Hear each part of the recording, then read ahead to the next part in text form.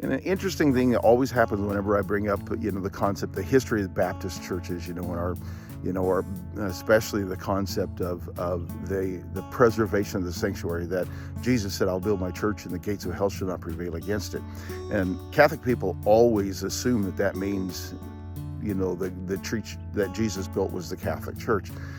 And they'll always do things that, they'll say, well, Ignatius that used the word Catholic, and early church fathers, well, at least not the first century.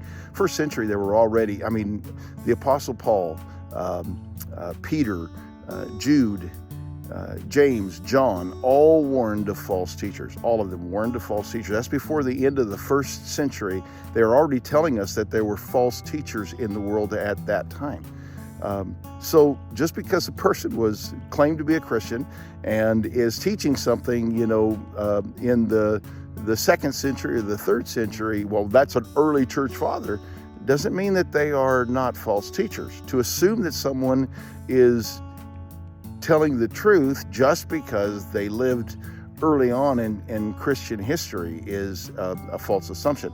But one of the things I always find interesting, they'll say, well, wait a minute, there's nothing in the Bible that says the Bible is the only source of truth when it comes to church doctrine. And what their meaning is, their doctrine comes from their church. They believe that the Catholic Church is able to declare things that are true and make things and say that this is true, which is interesting because the Catholic Church is demonstrably corrupt and has for 2,000 years changed what they said was true over and over and over again. The reason why we as Baptists prefer to just hold our truth as being coming from the Bible, the Word of God, is it's unchangeable. We have a truth that is unchangeable. They also don't care for the fact that we as Baptists believe that every individual has I think not only the right, but the responsibility. We call it individual soul liberty.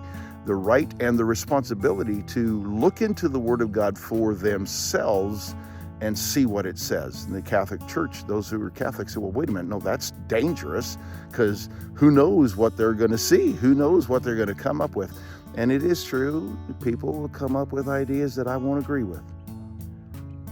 But I sure wouldn't want to take away from them the right and the responsibility to open the Scriptures and see for themselves what it says.